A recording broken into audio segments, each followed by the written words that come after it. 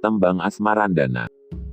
Sang saudagar menjawab dengan sopan, "Wahai pangeran, saya mohon maaf, saya sampaikan bahwa saya tidak berani membantah atas kehendak kalian, namun, ketahuilah oleh kalian, bahwa perjalanan berlayar hamba akan menuju ke Mesir dan jika harus mampir ke tanah Jawa, maka itu menyimpang jalan, sama saja dengan 2 kali perjalanan." Raden Santri Ali memahaminya dan dia berusaha menenangkan saudaranya dengan mengatakan, "Adikku, kalian berdua pahamilah keadaan ini.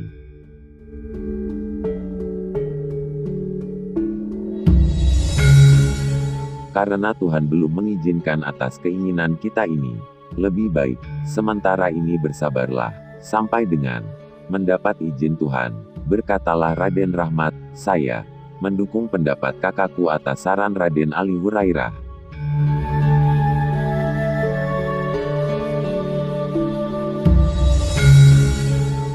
Kemudian Raden Satri Ali berkata kepada saudagar, "Wahai Tuan Saudagar, jika memang demikian halnya, sungguh, saya menyadarinya saya hanya bisa membantu doa. Selamatlah selama dalam berlayar, namun jika tujuan itu tidak benar,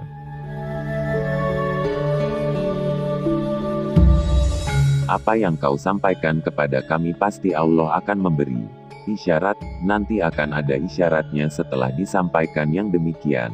Kemudian sang saudagar menaikkan barang dagangannya ke dalam kapal. Setelah semuanya selesai kemudian berangkatlah.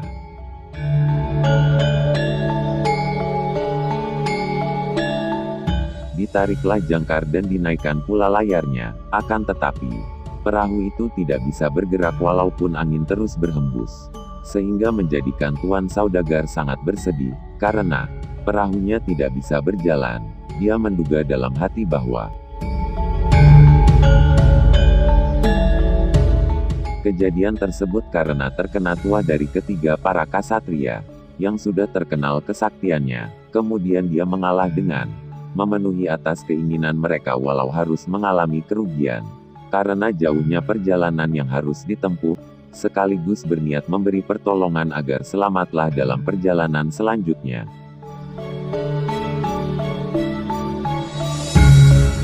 Dalam berlayar mengarungi samudra, atas kejadian tersebut sehingga sang saudagar turun dari kapal, kemudian mendekat kepada pangeran bertiga, sambil merendahkan diri serta memberi hormat sambil berkata, "Wahai pemimpin para pertapa,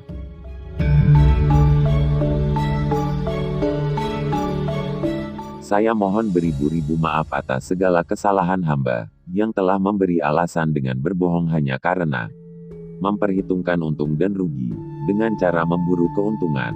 Justru tidak bisa mendapatkan apa-apa karena kapal tidak bisa berjalan.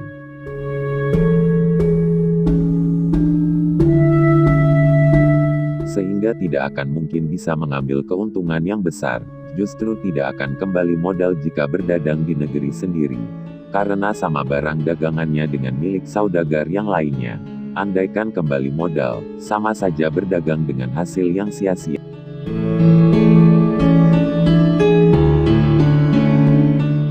Sekarang, wahai Satria, hamba akan memenuhi kehendak Paduka. Saya sanggup mengantarkan atas keinginan kalian untuk pergi ke tanah Jawa."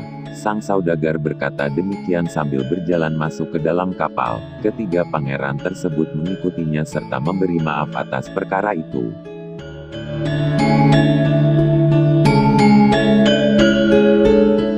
Semuanya telah masuk ke dalam kapal, bagaikan hiasan dinding yang jatuh. Sang saudagar sangat ketakutan, sehingga dia duduk di lantai kapal, sambil berkata, "Jika ada barang daganganku semua ada yang kalian inginkan,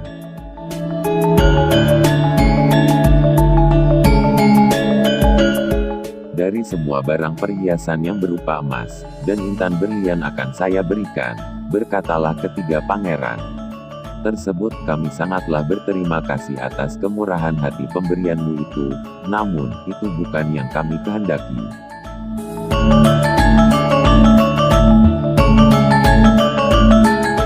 Kami tidak lain hanya bisa berdoa atas keselamatan dirimu dalam usahamu sebagai saudagar besar. Allah itu Maha Pemurah, Maha Pengasih. dan Maha Penyayang.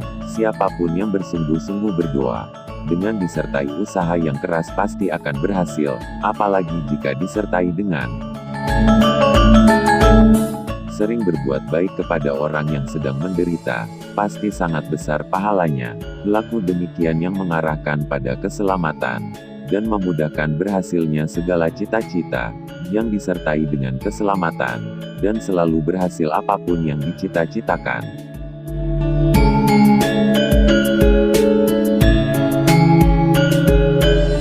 Sang saudagar ketika mendengar nasihat ketiga satria tersebut, sangat merasuk dalam jiwanya, sehingga sangat takut dan semakin dalam rasa hormatnya, karena terkena panah kata-kata, dan merasuk beserta maknanya, segala penghalang tertebas semua.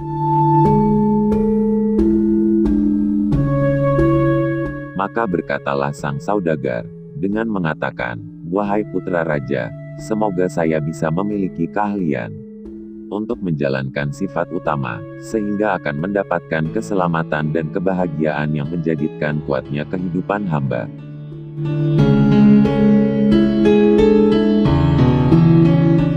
Sekarang hamba tidak lain memberanikan diri siap untuk dimarahi. Segeralah katakan yang sebenarnya, siapakah sesungguhnya kalian bertiga?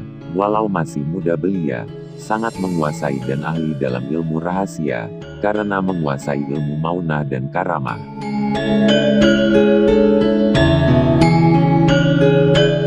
Berkatalah Raden Santri Ali, "Wahai saudagar, ketahuilah, sesungguhnya saya adalah lahir di tanah Cempa, cucu dari Raja Kijan, itu dari garis ibuku, sedangkan ayahku adalah keturunan Arab yang bernama Syekh Maulana Ibrahim, keturunan langsung dari Rasulullah, dan Raden Rahmat adalah adik kandungku seayah dan seibu, sedangkan Ali Hurairah, itu juga adikku, adik keponakan. Ayah dan ibunya sama-sama kelahiran Cempa, dan sudah seperti saudara kandung sendiri, karena kami bertiga dijadikan anak angkat oleh kakekku yaitu Raja Kerajaan Cempa. Atas semua keteranganku itu janganlah kau sebarkan kepada siapapun. Karena kepergianku ini, tanpa sepengetahuan orang di seluruh negara, karena kami berniat mengembara. Maka dari itu, bisalah kamu menjaga rahasia ini, dan juga, janganlah terlalu lama di sini, segeralah kapal untuk diberangkatkan."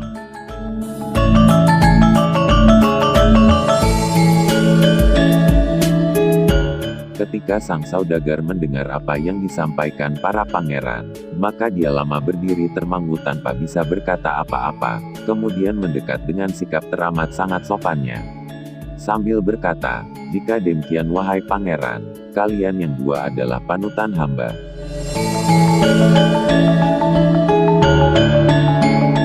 Karena asal hamba adalah dari Mesir, yang bernama Saudagar Abdul Jalal. Padahal yang menjadi panutan oleh seluruh penduduk Mesir, adalah agama Rasulullah. Sedangkan kalian adalah anak keturunannya, yang sama saja sebagai panutan di seluruh dunia. Yang harus hamba junjung tinggi, agar hamba tidak kehilangan barokah dari sang panutan, mulai di dunia sampai dengan di akhirat, tetap akan dijunjung tinggi." Kemudian sang pangeran berkata, "Sudahlah, jangan diperpanjang.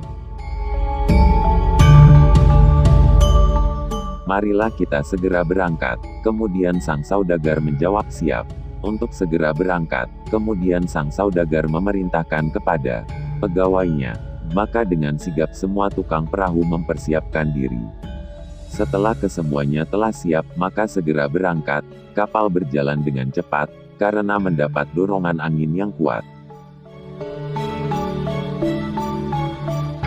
Diceritakan bahwa perjalanan kapal telah sampai di wilayah tanah Kamboja. Sang saudagar ingin singgah untuk menggelar dagangannya, karena sudah menjadi sifat dari para saudagar yang ada dalam pikirannya adalah keuntungan dalam berdagang, yang sementara itu terlupakan karena ingin berbuat kebajikan. Kemudian sang saudagar berkata, "Wahai tuan pemimpin para pertapa, mohon pengertian paduka, hamba ingin singgah mampir ke tanah Kamboja, karena sudah menjadi pekerjaan saudagar besar mencari barang dan menjual barang.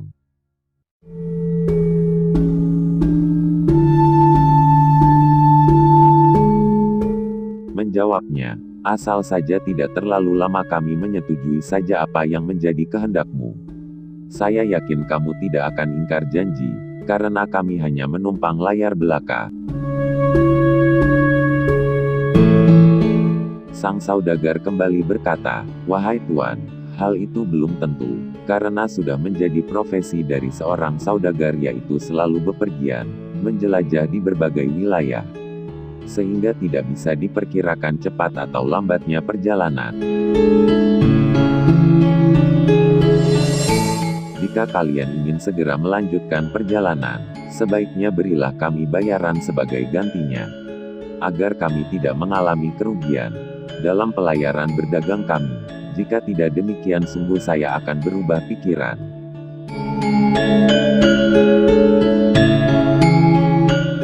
Saya akan mencari keuntungan terlebih dahulu, jangan sampai kami mengalami rugi dalam berdagang." Agar seimbang dengan kesulitan yang kuhadapi, setelah mendengar penjelasan tersebut, ketiga para kasatria menyetujui atas kehendak sang saudagar untuk berdagang, walau dengan perasaan sakit hati.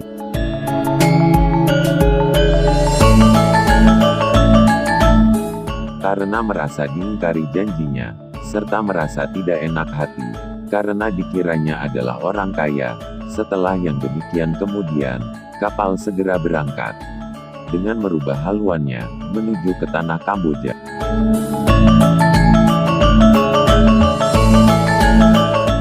Diceritakan bahwa ketiga pangeran merasakan sedih yang mendalam, karena merasa terhalang tujuannya, yang disebabkan terlalu lama dalam perjalanan, karena harus menurut atas kehendak sang saudagar. Kemudian jatuhlah hukuman peringatan Tuhan terhadap nahkoda kapal.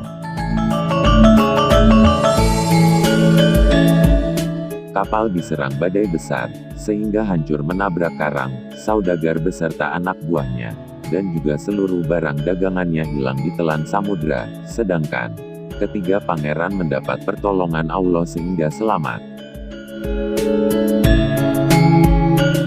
Hal itu karena belum sampai takdirnya, ketiganya telah berada di darat, berada di atas karang besar, sambil tiada henti membaca istighfar, merasa bagaikan sedang bermimpi. Kemudian para saudagar besar di negeri Kamboja berdatangan.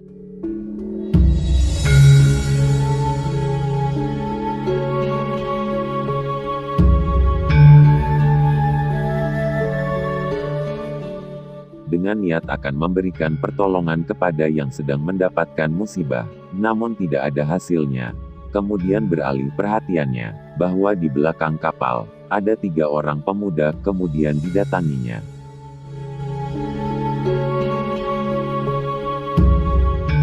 Kapal tenggelam ke dalam air, kemudian didatangi oleh orang Kamboja, kemudian ketiga pemuda tersebut dibawa ke dalam rumah, dengan tujuan memberi pertolongan terhadap yang sedang mengalami bencana.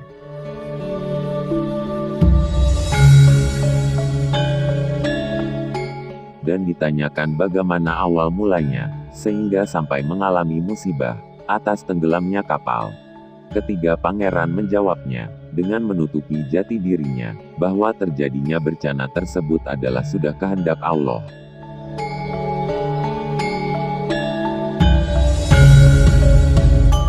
Kemudian mereka bertanya lagi, "Dari mana asal kalian? Apakah kalian baru pertama kali datang ke Kamboja, sehingga belum terbiasa?"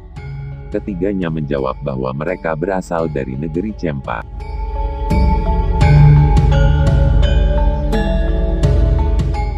Ingin pergi ke tanah Jawa, untuk menemui saudaranya, sambil lalu, mengembara berdagang. Sambil berlayar ke berbagai negeri, sangat terharulah melihat mereka, para nahkoda di Kamboja.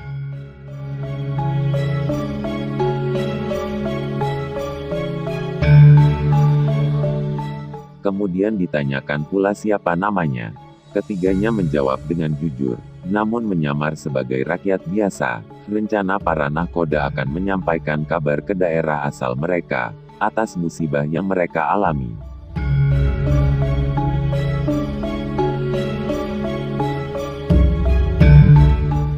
Kemudian ketiganya beristirahat dari bencana yang baru saja dialaminya. Dan ketiganya berencana ingin bekerja apa saja. Setelah semuanya puas atas jawaban mereka dan cerita mereka, kemudian tenanglah ketiga pangeran tersebut.